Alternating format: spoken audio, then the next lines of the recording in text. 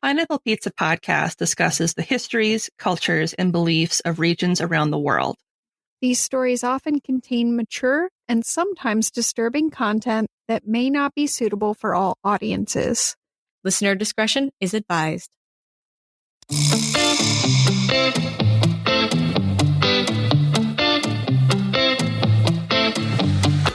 Welcome to Pineapple Pizza Podcast, where we serve up delicious slices of mythology, cryptozoology, and urban legends. It's an interesting combination of flavors. Weird, but it works. Today's special is Norse mythology. I'm your hostess, Ashley, and with me today, as always, are the lovely and loquacious Emily and Lindsay. That's right, $5 word. Oh, put that on the board. I hear loquacious and I instantly think of Road to El Dorado. Yeah. I knew your sister. I still haven't seen that. Really? Still haven't seen it. I hear loquacious and I think of lascivious instead, and then I'm just like, ooh, sexy. No. I don't normally get on recorded audio and call my friends lascivious, but if That's fair. If that's a request, I'll see what I can do. Well, I do still have my pants on, so I have that going for me. For now. Emily, do you have your pants on? I wore shorts today, but we also haven't talked about Pluto yet, so. Yeah, I'm sorry. There's not really any Pluto in this story. There's a lot of other stuff, though. All right, so gonna go ahead and read off my sources. Probably gonna mess some of these up because I think this is like the one part where I was like, you don't need to know how to say names. Don't put them in there phonetically. And you know what? That's okay because I'm gonna hopefully get most of these right. I'm gonna hopefully get like 85%, maybe. All right, so the first source that I used was translated by Henry Adams Bellows, and it was the Poetic Edda, and the author of that is unknown, which is why all I can tell you is who translated it. Then I have Snorri Sturluson's The Prose Edda, translated by Arthur Gilchrist Brodeur. Next up, I have Daniel Mccoy's book, The Viking Spirit, An Introduction to Norse Mythology and Religion. Is he related to that McCoy family of the Hatfield The fame? Hatfields. The Hatfield fame? I knew you were either going Hatfield McCoys or Bones McCoy. But no, yeah. I don't think he's, Now I'm just thinking of Bones. related to those. Hopefully he's related to Bones McCoy. He's my favorite McCoy. I aspire to be that cranky. I'm working on it. No, I'm just thinking of Carl Urban as Bones. Maybe I will get some lascivious in here. We'll see. You're going to, because I'm going to be talking about Loki. So My pants are coming off. Just kidding. Probably. I also used a couple of pages from the website Norse Mythology for Smart People.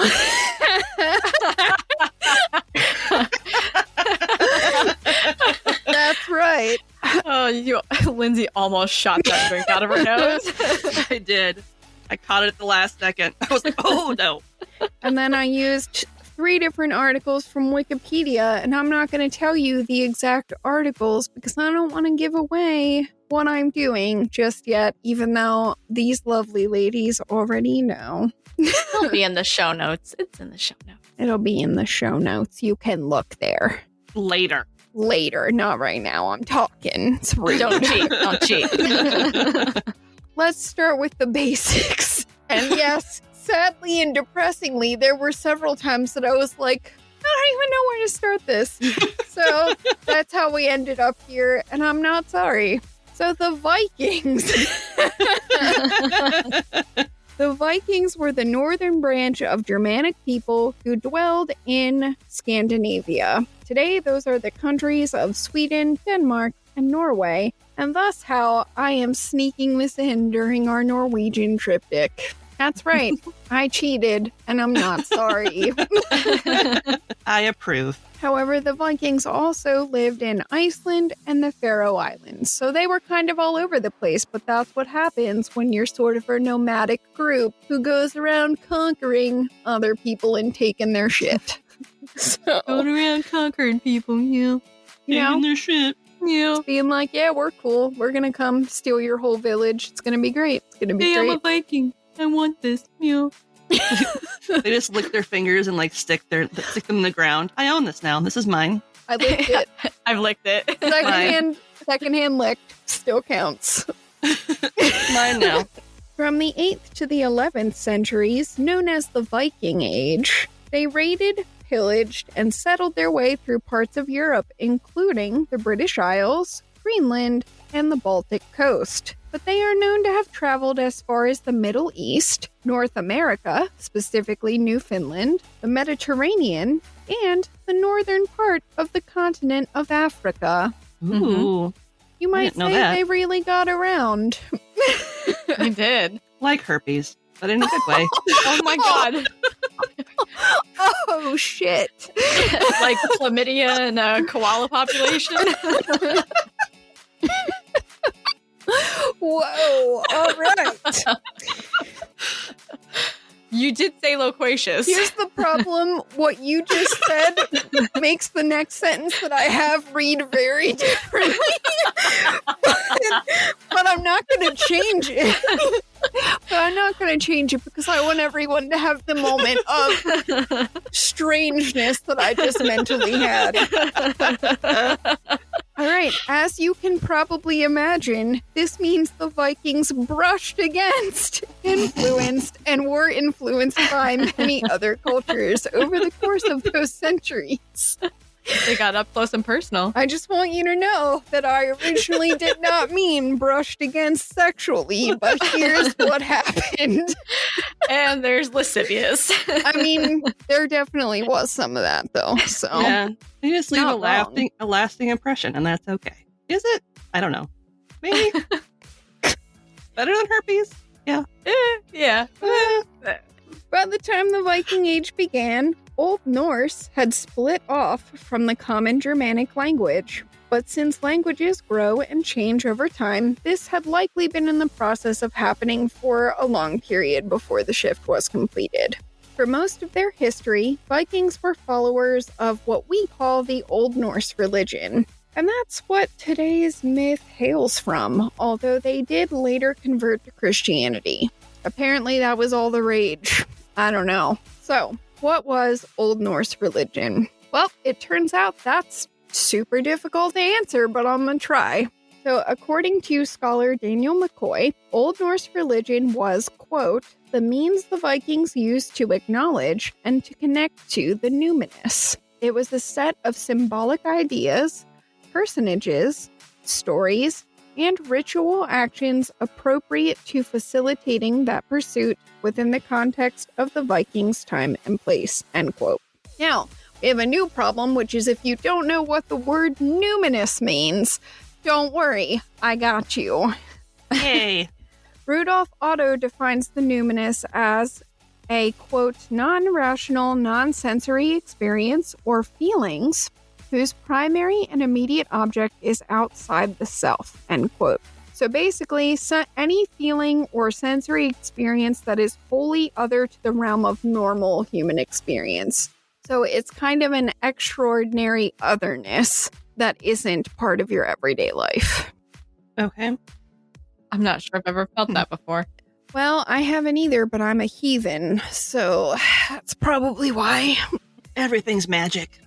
I have felt a crushing sense of existential dread, but that's different. And no one should think it's the same thing. Now, if those definitions seem a bit tenuous or more fluid than you expected, they should.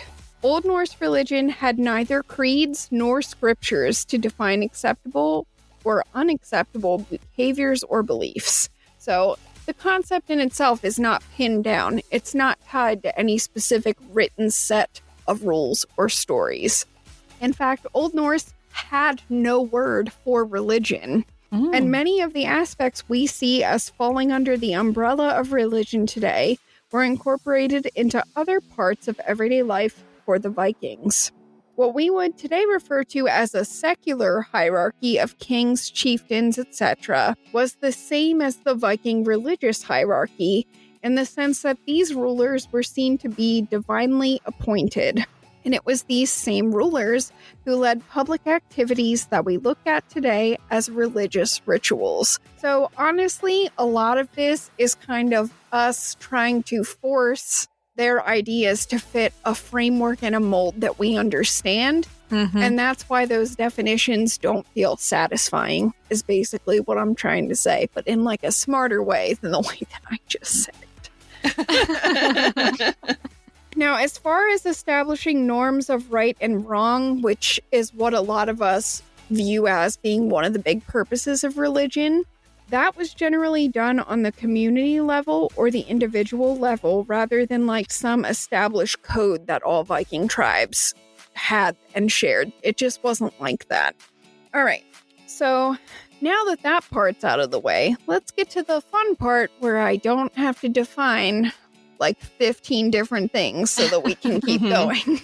The good news is I think for the most part, the main gods of today's story will be known to listeners as long as they have some familiarity with the Thor movies from the Marvel Cinematic Universe, which is kind of a depressing thing to say if you're somebody who doesn't like those movies. But honestly, you get a decent amount of a peek into Norse mythology from looking at them, although they change a fuck ton of stuff, but we'll get to that. Yeah. So the supreme god is Odin, sometimes referred to as the All-Father, so he's basically their Zeus. And his most famous son is Thor, you know, the incredibly ripped dude who carries around a hammer. Meow meow. Meow meow. Loki, as we touched on previously on this podcast, is a trickster god who often betrays his fellow gods by either metaphorically or literally stabbing them in the back. Now, there are a couple of other minor things that we need to touch on before we get into the actual story, because otherwise I'm going to be telling it and I have to keep stopping to explain what things are. So if you'll bear with me for a couple more minutes, we'll be there. So there is a gigantic sacred ash tree known as Yggdrasil, around which exists everything else in the universe, including the 9 realms. So the actual center of the universe in Norse mythology is this big sacred tree, which is kind of gorgeous. And yes, Emily, you love it. I do. Now, the 9 realms. So about the 9 realms, we don't actually have a full listing of what the 9 worlds were that were part of the 9 realms, which is fun. So if that list ever existed, it's gone. We don't have it anymore. But I can tell you what some of them were. So obviously there's Asgard, home of the gods, and Midgard, which is Earth. And honestly, beyond that, we don't really need to worry about the rest of the 9 realms, because they're not going to be in the story anyway. So let's not. You should know, however, that Yggdrasil's branches extend all the way up into the heavens, and that it has 3 great roots that support it from below. So this tree is super important. It's a big deal. Oh, and this is like a total nerd thing that I didn't need to put in, but I did anyway, because like I wrote the story and I'm allowed to decide what stays in. So I'm doing it. So by the way, there's a really cool separate myth when a serpent or worm, because the old Norse word is worm, W-Y-R-M, which can actually be interpreted either of those ways, or also a third way that's kind of like a dragon. But his name is Nithogr, and he gnaws at one of the 3 roots of Yggdrasil, causing great destruction to this enormously important sacred tree. And that story's really cool, but I couldn't do it because I already picked a story. Which, by the way, brings me to the point where I tell you that what we're actually going to be talking today is Ragnarok. Yes. Yay! Yes. Woo! We're ready for this. Yes. Thank you. Yep, that's the one. All right, so Ragnarok has been interpreted 2 different ways. Ragna is unanimously understood to mean the ruling powers or the gods, but the latter section has 2 variants. There's Rok, R-O-K, meaning fate or destruction, or Rokur, R-O-K-K-R, meaning twilight. Thus, the overall compound has been interpreted as meaning either the fate of the gods or the twilight of the gods. And those are different things. Yeah. But Ragnarok isn't just about the fate of the gods, or, if you want to skip to the end, it's not just about the end of the gods. Yeah. Listen, we're wrecking life today. This is a world ender. You better be here for it. It's not just the end of the gods, it's the end of everything, as in the entire cosmos. So this particular myth actually has two divergent endings. In one, the tale and all of life ends after the earth is submerged into the ocean, and all of existence is consigned into an unending void. Isn't that nice? Yay. Sounds very charming. It's black like my soul, and I like it. Sounds brisk. It does. It does. Very wet.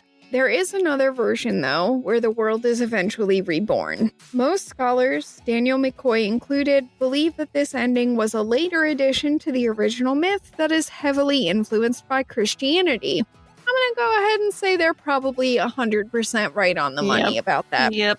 Because the whole everything ends, but then it's a cycle and it begins again thing is a very Christianity-based thing. In my experience. So I'm going to go ahead and say, that's probably true, which means that the original ending is going to be, I hate to say more pure, but in terms of trying to get at the actual historical roots of this story, I think we're going to be much closer with that original pagan ending than we are if we're like, everything starts over. So when I tell the story today, it doesn't start over. So I was like, fuck that. We're not doing that. No. So if you're somebody who needs things to be shiny and happy, just know inside that there's another version of this story where everything's reborn at the end. I'm just not shiny and happy, so I'm not going to do it. Just letting you know. I don't like to snuff out everybody's hope, but I'm going to. Okay, so I just want to point out a couple more things about the story, and then I promise we'll actually start, because I know you're probably like, oh my god, shut up. We don't care. So Mccoy also argues that we can learn a great deal about the Viking outlook on life from the myth of Ragnarok. I have to say, having read some of his commentary on it, I really like his take on the story, and that's why I'm leaving this in here. I don't want you to just think I'm a mean person who's like, fuck you, I'm not going to restart the world, it's just over. I want you to understand part of the reason why I decided to stick to it, and it's because of what he says about it. So on the one hand, you could assume that there'd be a sense of futility to life for Vikings. Everything has already been decided, and while you can make choices and achieve things, anything you do will ultimately be lost, erased even from memory when the entire earth perishes in Ragnarok. But there's another way to look at it too.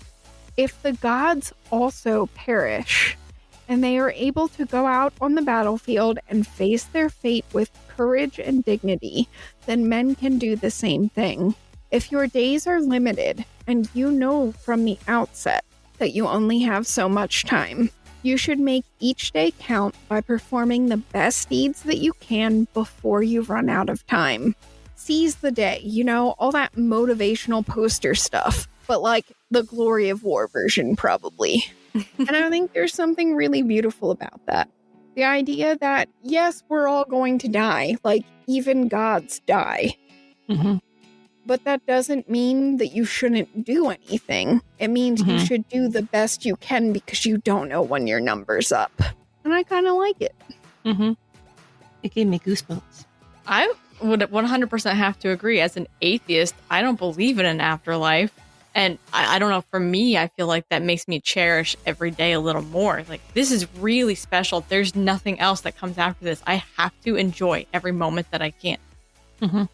Sounds like that's kind of like similar thinking for them. Yeah, I think it is. I have like this weird extra thing, which I don't know if I really want to say out loud, but I guess I'm going to go ahead because like, whatever, we're just recording this for people to listen to it later. It doesn't matter. If I just am like, here's my private beliefs about life. But I think in some like weird, twisted way, the fact that you are going to die almost gives what you do more meaning, because you only have X number of days or hours or whatever to do whatever it is that you're going to do. So whatever you choose to do with that is kind of beautiful, and it's your own kind of story that you get to weave out of whatever you've got. And there's something more beautiful about the fact that you know it's going to end eventually. If you had all of life stretching out before you in some like bizarre eternity where you never age, let's just all pretend we're vampires. If all of life just stretches out before you, doesn't it kind of look meaningless? Mm-hmm. If you have unlimited time to do whatever you want, like, does any day matter? Does a year matter? Does eternity fucking matter? Probably not. Mm-hmm. But, like, if you only have a certain number of years and you don't even know how many that is, there's kind of an urgency and a beauty to whatever you choose to do at that time. Mm-hmm. Absolutely agree. All right, so we're done talking about that. Let's get to some death and stuff, right? Let's do it. Life is great. Here's death. Here is the end of the cosmos. All right, we're finished with our appetizers. I'll be back with the main course right after this break. Today's episode is brought to you by DB. DB is a Scandinavian brand that makes backpacks and bags to help people on the move stay ready for anything. From the streets to the peaks, DB's gear is travel tested by some of the world's best athletes, adventurers, and creators. Over the past decade, DB has designed and developed, released and refined the best bags in the market. With DB's patented hookup system, you are able to attach smaller products to your backpack, roller, or tote. I know personally, whenever I have to go through the airport, which is something that I hate doing, having to wrestle with multiple bags is a struggle, especially once you start getting through the TSA line. So having an option to just be able to easily attach everything to one bag sounds heavenly. I would have to agree. I've been doing a whole bunch of traveling lately for conferences as a grad student, and trying to carry around a whole bunch of bags is a humongous pain in the butt. And it's even more concerning when you have to check something and then you don't know if it's going to make it to your final destination. So having those carry-ons really matters. Being able to easily get from one point to another is a big deal in travel, and DB will help you get there. We are teaming up with DB to exclusively offer our listeners 10% off your next purchase by using the code POD10 or going to the link in our show notes. DB, it's time to move on, time to get going. And we're back. I hope you're hungry because it's time for the main course, and it's kind of a big one. All right, let's do this thing. It's the end of the world as we know it, and I feel fine. Got us both dancing. Because you know we're both singing it in our heads now. I know you are. All right. So Odin, feeling a sense of impending doom, called upon a wise woman to come forth from the beyond and tell him what had been and what was to be. She told the Allfather about the creation of the world, the origins of dwarf and man, and about the first war. To further prove herself, she revealed some of Odin's own secrets to him, and when he was satisfied with the wise woman's knowledge and accuracy, they turned their attention to what had not yet come to pass, the events of Ragnarok. On a day that had yet to be chosen by the Norns, who are the spinners of fate, a great winter would be unleashed upon the world. It would last 3 times as long as the normal winter, with no summery respites to break up the darkness and cold. This bleakness and hardship will dissolve even the strongest human bonds, and all of mankind's goodness will be lost. I know, that's kind of a huge bummer. It's kind of bleak. Bummer. Oh, it's gonna get worse. It's gonna be okay though. It's just a story. When I finish the story, hopefully the world won't be over and everything will be fine. And then I'll make fun of some stuff. Well, I gotta say that Thor's outside my window right now. Yeah, I've got a bit of that happening over here too, which is giving it it was a dark and dreary night. Like, it's a mood. It works. Loving embraces will become death grips, and so the world of men will descend into an age of swords and axes, leaving not a single shield in one piece. That escalated quickly. Well, it has to, because otherwise I know. we're here till we're 84. I know. The wolves Skoll and Hati finally capture their long-pursued prey, the sun and the moon. Ooh.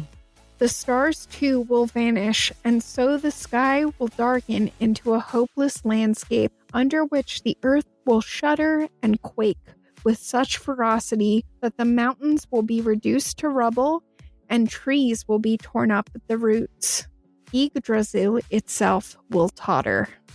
Mm-hmm. The sounding of Heimdall's horn warns the gods that doom is on the horizon. So Odin will fruitlessly look to the head of Mimir, cleaved off ages ago in battle, for some way to avert disaster. Beasts once imprisoned by the gods find themselves set free. A monstrous serpent, Jormungandr, rises from the depths of the sea, deluging the land with water as he slithers up the surface. As he makes his way across the land, Jormungandr's venom poisons everything it touches. Convulsions sever the chains of Fenrir, who emerges from his prison, eyes and nostrils spitting forth flames. Quick pause. Is there anything more metal than a giant wolf who has flames coming out of its eyes and nose? Like, that's the most metal shit I've ever heard in my life. Oh my god. I was just thinking that too. I was like, damn.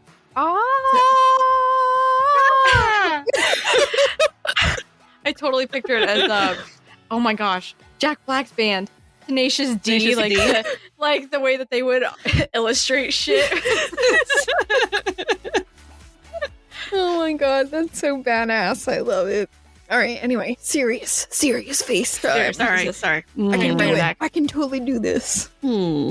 Unleashed, the great wolf runs across the world with his massive jaws spread wide as he indiscriminately consumes everything that dares to cross his path between heaven and earth. Damn. Oh yeah, Hungry. I'm he's hangry. very hungry. Yeah, I was just thinking hangry too. I'm hangry. That's why I have he's a flames hangry coming out of my boy. face. Well, Somebody hand him been- a Snickers. He's been chained up for a really long time, so it's like, Mhm. woo, I'm hungry. I'm gonna eat all your shit now. Shouldn't have left me over there. Yep. Just, punishing you for leaving him chained up. It's what dogs do. The cool thing is, if he has flames coming out of his mouth, and he's cooking the food before he eats it, he Oh, won't yeah. get sick later. But it smells really good then. Or really bad. Bacon everywhere. Bacon. Nom, nom, Is nom, it nom, human nom. or is it a pig? I don't Nom, nom, know. nom, nom, nom, nom. Yeah, I just want to warn you that this next part is kind of icky. So Fuck my nobody, shit up. listen, nobody Oh, get God, mad at me. Lens. Nobody get mad at me because I didn't make this shit up. I wasn't even alive then. Even if you believe the thing about me being like 1,500 years old, I wasn't alive when this happened. All right, let's do it. The quaking of the earth unmoors the longship Nagfar, made from the fingernails of the dead. Oh, God. No! Not fingernails, not finger. It's a whole Viking longship made entirely of dead people fingernails. I have nightmares. I literally have nightmares about fingernails. Oh, God, they're going to happen again. I'm sorry. Oh, God. I just picture it like scales, like a scaly ship. No, But it's, yeah. you can do your thing. I have to take my headphones off and not listen. Emily's Shit, broken. Fingernails are a thing. All right, I'm not going to say the F word. I'm not going to say that F word anymore. I can't. My favorite F word's probably going to happen. So anyway, Nagfar gets unmoored from the bottom of the sea. With Loki at the helm, it sails over the flooded parts of the world, striking fear into the hearts of the gods at the sight of the countless giants manning its innumerable oars. Made out of what? What are the False oars made out nuts. of? Fingers with big old nails at the end. Like It's made out, no, listen, I read it wrong. It's made out of false nuts, so it's a donut chip, and that makes everything okay. They're floating on a sea of coffee. It's delicious. It's very intimidating. It's gonna be okay. Well, it's not gonna be okay because everything ends in the story. I probably shouldn't lie. How dare you? The dome of the sky splits open with a booming crack from which the fire giants will emerge, led by Surtur, who brandishes a flaming sword. The army marches across the Bifrost, causing it to collapse from the immense weight it carried. Fire giants ransack Asgard, causing the inhabitants to flee for their lives. Fully aware of their imminent fate, the gods choose to wage war. After they arm themselves, they march to the battlefield and face their foes. Surtur and the Fire Giants, Rime and the Rime Giants, Fenrir, Jormungandr, and Loki with all the champions of hell. That's a lot of foes. Mm-hmm. It's a lot of fun. Odin, with his golden helmet and spear, rides forth with a chosen host of human champions brought forth from Valhalla by the Valkyries to do battle with Fenrir. Odin and the human champions shall fight more magnificently and more valiantly than any host ever has before or since. But, unable to overcome the awesome might of Fenrir, all shall be swallowed whole by the beast. Nice. Odin's son Vidar sets his vengeance upon Fenrir soon after, and he has something Odin and his host did not. A special shoe made from all the leather scraps ever discarded by humans, specifically for the purpose of besting Fenrir. Wait for it. This is pretty Wait for it. This is pretty fucked up, but it's cool. Okay. So with his foot on the wolf's lower jaw, with this shoe on it, Vidar seizes the upper jaw in his grasp. Do you need to take your headphones off? Yeah, that's what's going to happen. Oh, God, no. For those of you that don't know, I'm motioning a splitting. Yep. Oh, yeah. Vidar seizes the upper jaw in his grasp and brutally breaks the beast's jaw, ending his reign of terror. Now, there are some versions of this story that have Vidar stabbing Fenrir in the heart instead. But, personally, I'm going to go ahead and say it's probably the jaw-breaking thing. You okay? I'm just picturing, like... He's not a nice wolf. I'm just picturing a giant-ass shoe. Like, he's just wearing, like, a giant Clown elephant shoe. elephant foot-sized shoe made of all the discarded leather, and it smells horrible. Well, you'd have to assume it'd be super thick and heavy, because how else would you be able to weigh down that giant jaw with just That's like what I one mean, foot? like- Yeah. It's like a giant boot. Well, yeah. I mean, it's definitely pretty big. This boot was made for stomping, and that's just what he'll do. I don't know. I'm gonna pour one out for Fenrir. Sorry. You I were like kind wolves. of a dick. You're dead now. I like wolves. I know. I'm sorry. It's okay. I knew He it was wasn't gonna a happen. very nice wolf, though. He was a bad wolf. I know. Worse than the big bad wolf. Thor is pitted against the serpent Jormungandr. The great warrior will fight fiercely and find the strength within himself to best the Midgard serpent with his hammer Mjolnir. But from his fallen foe, Thor will stride only 9 steps before venom stills his heart and lays him low. Ooh. Freyr contends with Surtur and his flaming sword, and though the clash be hard fought, Freyr will perish for want of a sword, having given his to Skirnir, but not before mortally wounding Surtur. You're going to notice there's a pattern of a lot of people being strong enough to kill each other and then they die. Mm-hmm. It's just a thing. It's just a thing. Loki and Heimdall, both extremely powerful, fight to their mutual demise on that bloody field as well. That's kind of badass. Yeah. Is anyone else picturing Idris Elba? Because, okay. Yes. 100%. Can we just holy shit, that might be the hottest Idris Elba has ever been. And it's not easy because holy shit, but yeah. The golden eyes are a thing. It's a thing. He is a beautiful man. He is a beautiful man. All right, back to the story. Another great wolf named Garm will be freed from his bonds before the cave of Nipa. He will join the battle and face off with the god Tyr. Like Loki and Heimdall, they shall struggle until both of them are slain, and the remaining warriors will meet a similar fate. While the battle is unfolding, Surtur's fire continues to spread across the land until everything not submerged in water is engulfed in flame. As all of the gods have perished, there is no one to hold up what remains of the earth, and the charred remains of the land slip into the sea. And then silence reigns. It will be as if nothing ever existed. I'm sorry that you look sad. It makes me sad. Look, there's another version where things come back. I mean, global warming. So, Flaming Earth, yeah. flaming Earth, yeah. I mean, it makes me sad, but at the same time, it's part of life. Everything ends. Yep. Yeah. We had a good run. Did we, though? Did we? I can't believe I just freaking stole a line from Thor Ragnarok before we get to the end of the story. That's great. Did we, though? All right, so now that we've devoured our main course and savored its cataclysmic flavors, I like it. Very nice. it's time for a quick break to cleanse the palate before dessert.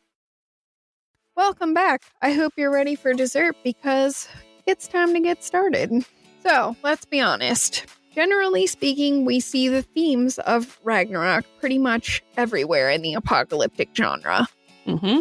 Although we have a tendency to shift toward rosier narratives where disaster is thwarted at the last moment, think like Armageddon, Independence Day, most of the Terminator franchise, anyone? That sort of thing. But if you know me at all, you've probably known what the dessert was going to be from the moment I told you I was going to talk about Ragnarok. And as much as I hate to be predictable, I also really love the Marvel Cinematic Universe. So let's dig into Thor Ragnarok. Yay! BTW, I'm going to spoil the shit out of this, but since it's been out since 2017, if you haven't seen it by now, I don't feel like you care that much. You've had enough time. Yep. All right. So while there are an abundance of changes made in Taika Waititi's cinematic version of Ragnarok, the core story that there is an apocalyptic prophecy centering on Asgard and that Thor has been having premonitions about this prophecy being fulfilled all kind of lines up. Although, let's be honest, Odin has a super backseat in this version of the story, so things that Odin was doing in the original myth, they're like, no, Thor's gonna do that. We don't need you, Anthony Hopkins. It's fine. Yep. So that bit is fairly close, I think, but again, with shifts, because it's not called Odin Ragnarok, it's Thor Ragnarok. The prophecy still says that Surtur's flames will lead to the destruction of Asgard, which the film gets out of the way in the opening scenes when Thor, stealing a page from Natasha Romanoff's playbook, gets himself captured so he can then get information out of his enemy while the enemy's like, haha, I have the upper hand, I'm winning, I can say whatever I want. Monologue. Yeah, you gotta catch him monologuing and then you've just won the whole day. Yep. It works, but since this is a comic book movie, there has to be a catch. Now, in this case, the catch is that Surtur can only cause Ragnarok by reuniting his crown with the eternal flame, which is at that moment safely locked away in Odin's vault back on Asgard. So Thor's like, okay. But instead of, thinking, hey, maybe it's a good idea to keep the crown really far away from the eternal flame, Thor's like, you know what? I'm gonna steal this and I'm gonna take it back and put it in the same fucking vault. I will never accept this as a bad decision, but Thor's not that smart. He's pretty. So it's That's okay. true. It's true. No offense, Chris Hemsworth. I'm sure you're smart. I'm sure that you're very smart. Mm. Oh, okay. We're just going to be voicing that out loud. I mean, I would assume we don't know. I'm sure he is. I mean, he's good at comedic acting. I feel like that takes a certain level of intelligence, but Mm-hmm. He's maybe good not. at not taking himself too seriously. He's also good at being sexy, which is a totally different thing. Yeah. But it's true. I'm not sorry. It's true. All right. So anyway, he decides he's going to steal the crown and thwart the prophecy by nipping it in the bud. And for the moment, it seems like that pays off. But then we come to a new issue. When he returns to Asgard triumphantly, he finds out Odin is not there. Loki has been masquerading as their father in Thor's absence. Mm-hmm. The changes just kind of keep rolling from there. So Odin ends up dying very early in the film, which causes his daughter, Hela, the goddess of death, to be released from the prison he's been holding her in for centuries. This is the amazing Kate Blanchett, correct? Yes. Yes. Love Kate Blanchett. Galadriel, super light on one side, Hela, super dark on the other. Kate Blanchett, you're a goddess. Either way. Yes, it's true. She is quite lovely. Mm-hmm. So in the myth, Odin dies trying to prevent Ragnarok, but here his death is basically just a catalyst to set it into motion. So that's a pretty big change, in my opinion. All right, now let's talk Hela. In Norse mythology, Hel, Hel, Mm-hmm. is the daughter of Loki and the giantess Agerboda, not the daughter of Odin. I think YTD gives us a nod to that by having Loki and Hela look incredibly similar to each other, while Thor more closely resembles Odin. Yeah. Yeah, well, you might say that Loki is burdened with glorious style, and I do frequently, so I kind of enjoyed seeing her decked out in all of that gothic glory, but, whatever, it's fine. Mhm. There's also a fun nod to that earlier in the movie anyway, because Loki tells Thor he's not a witch, and then Thor's like, then why are you dressed like one? Mm-hmm. Because he thinks he's so smart. Sick Ugh. burn, Thor. Your outfit's terrible, Thor. Get out. You look Anyway. homeless, Thor. That's really harsh, but okay. Wasn't he I'm- technically homeless? I don't think so. I don't know. Anyway, proceed. Sorry. I'm not sure why the MCU added the A to the name, but my guess is that it's to distinguish her from Hell, the place, because Yeah. that would probably be kind of confusing for a lot of audience members. Yeah. All right, now let's chat about the wolf, who in the movie is called Fenris, which is fine because there are some versions of written Norse that call him Fenris too. Sometimes he's Fenris, sometimes he's Fenrir. It's the same wolf, either way. Now, in the movie, he's Hela's loyal pet, whom she brings back from the dead with the power of the eternal flame. In Norse mythology, Fenrir is also a child of Loki and the giantess Agerboda, which means he's Hel's brother. So he's not a pet, he is a brother. Well, it depends on the sibling relationships, I guess. I'm Yeah. going to go ahead and say that the MCU was probably uncomfortable with the potential implication that there was bestiality taking place. Because Mhm. let's be honest, how many people who went to see this movie were like, I know all about Norse mythology, and I know that it is the product of Loki and a giantess that made this huge wolf. Mm-hmm. So it's fine. I get it. You didn't want people to think that Odin had sex with a wolf. Probably. Plus, MCU Loki has no children, so they would have had to make Fenris Odin's child too, and that would be extra awkward since, he's the one that eats Odin in the myth. That's kind of Yeah. fucked up. Yeah. Now, another major change, aside from the addition of MCU characters like Bruce Banner, Slash the Hulk, Korg, Mick, etc., is that Heimdall, Thor, and Loki survive despite Asgard's destruction. And that's not to mention the fact that in this version of the story, Loki ends up fighting on the good side instead of on the bad side. Mm-hmm. which I guess you could potentially argue is how they managed to succeed, ? But either way, that's a huge change from the original story because all three of them die on the battlefield fighting. Well, Loki and Heimdall die fighting each other, which is kind of amazing, but that's fine. I think Idris Elba could take Tom Hiddleston, and I'm okay with saying it out loud. Mm-hmm. Absolutely. But I'd say the biggest change overall is that Thor realizes the only way any of the Asgardians will survive Hela's onslaught is to actually trigger the Ragnarok prophecy by placing Surtur's crown in the eternal flame. So while Valkyrie and Thor keep Hela busy, Loki sneaks back to the vault and puts the crown in the fire, restoring Surtur to life, at which point he becomes a huge-ass giant and then starts setting everything on fire, basically. Surtur's flames destroy Hela and Asgard, and when Asgard is obliterated, so is Surtur. So it still kind of fulfills itself to a certain extent, but here it's like instead of still trying to prevent this from happening, we're like, actually, the only way we're not going to be completely annihilated is if we make it happen. Yep. And that's a huge change, although I feel like that's exactly the kind of thing that Taika Waititi finds hilarious. Like, hey, the only way to save the world is to end it. Let's do it.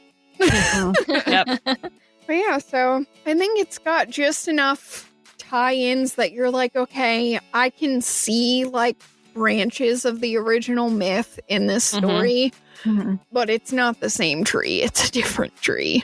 Yeah. I still like it though, because let's be honest, who doesn't? Yeah. Probably somebody. Piss off, ghost. Hey, Thor, do you want to use a giant fork? Oh, the hammer got you off. Let's be honest, this is really only useful if you're fighting 3 vampires who are huddled extremely close together. So anyway, that's Thor Ragnarok, and I will stop doing lines from the movie now, probably, maybe. I'll think about it. I'll take it under advisement. But yeah, so I like to think that if I did wreck your life, kind of, when I was like, then there was nothing. I hopefully brought it back a little bit when I was like, think about all the pretty people that were in this movie and how we changed stuff. And look, Kate Blanchett. That's cool. Kate Blanchett. She smashes Mjolnir. It's awesome. And Thor She's gets always sad. amazing. Well, Thor thinks it's sad. You know, I lost my hammer yesterday, so that's still fresh. Yep. I can't stop doing Korg's voice, even though I'm doing Thor lines now. That's normal. It's totally Where's your fine. chair? I didn't get a chair. Oh my god, I am a child. It's fine. Angry girl. All right, so that was the myth of Ragnarok and also a bunch of nerdy shit. I would apologize for it, but I'm not sorry. And you came here of your own accords. You knew what you were getting into. You knew that I was like this. We're how many episodes in, you knew. Right. All right, so does anyone have anything good that they want to share?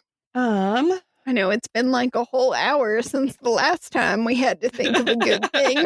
know. Do you have one, Emily? Did I ever tell you about the time I met Chris Hemsworth? No. What? Yeah. You definitely didn't.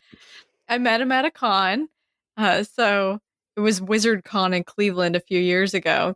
And it was Chris Hemsworth was coming and you could pay extra to go get to meet him and talk one-on-one and stuff. So I did. I was like, yes. So I actually have a picture of me with Chris Hemsworth. The dude is so fucking tall. I was in 6-inch, okay, so I literally bought these heels on a stripper website. Wow. Of course you did, you naughty minx. The only place I could find the shoes that I wanted. It was the only place that had stiletto pirate boots. But anyway, I'm wearing 6-inch stiletto heels and he still towers over me like 2 feet. He's huge. But yeah, I got to meet Chris Hemsworth. He was very cool, pretty chill, very tall. Like they had screens up and it was like you could see him over top of the screens when he walked behind them. He was so tall. Yeah, I don't know how tall he actually is, but he felt incredibly tall. He's got to be over 6 feet. I'm going to Google it. Race. Yeah, he's got to be like 6'3" or something. Someone's shooting off fireworks again, and I'm going to go outside and commit murder later. So that's one. He's 6'3". Yep, 6'3". Called it. Tom Hiddleston is just an inch shorter. He's 6'2". Really? Mhm. Yeah, but Robert Downey Jr. is only 5'9", so that's kind of amazing, and I love it. He makes up for it in personality. He has such a big personality, you'd never know. Like Napoleon Bonaparte. Yes. Like, less of a dick. Probably. Probably. I mean, I don't know for Probably sure. less of a dick. Probably. Like Chris Hemsworth is probably smart. Listen, I think that it's hard to improvise, and I think if you can do it and you can do it well, which a lot of his scenes with Mark Ruffalo, a lot of that was improv. Like their whole makeup after their fight, that was all improvised. None of that was written down. Like you have to be kind of smart to be able to do that, I think. My something I think good. I Oh froze. yeah, we're still doing that. Yeah. So this past week I went to IKEA, which is my favorite place in the whole wide world, with my kids, and we wandered around a lot, and I oohed and ahed over all of the different display rooms that they have of what you can do with all their furniture and stuff, and imagining what my life could be like if I had unlimited money and could recreate all that kind of stuff in my house. And then went to the show floor to actually get what I came there for, which was bookshelves and a new desk for my office. And I went to get a slipcover for my futon. And of course, they didn't have anything there. And I was like, motherfuckers. But then there were these giant moose stuffed animals at the exit. So I bought each of my girls giant moose stuffed animals. And when we got home, they were like, we need to dress them in clothes. And I was like, okay. And I handed them each like a baby hoodie that I had saved from each of them. That was like one of my favorite hoodies from when they were toddlers. And so Aw. now they each have a cute little moose. That made me think instantly of the Mitchells versus the Machine with the little moose, and they're like, Little wooden moose. Say, How "I do you love say you." I love you, moose? You need to watch that movie, Ashley. It's amazing. Okay, I will try to fit that in between all the murder and such. I will squeeze in this movie. What's it on? Netflix. Okay. I will do that. I've been whenever I have time to watch anything, I've been rewatching Black Widow over and over and over again. I gotta calm down, but I can't. Well, if you need something to just really lighten a mood, this is a pretty It's hilarious. heartfelt, happy, funny movie. So Yeah. Murder. Although I do like the scene in Black Widow where her sister, I can't remember her name, Yelena. is talking about, they just kind of pull it all out. And Oh yeah, she's talking about getting all of her lady bits removed. Yeah. and then they chop it up and Well, that's what throw they do. it away. Yeah, in the Red Room, Emily, they take out your uterus and ovaries and all of that, so you can't have any babies. So there's this scene where Alexei is being a total douche and implies, no, he flat out, I think, asks if it's their time of the month because And they're he's not like, are being you nice on your to him. period?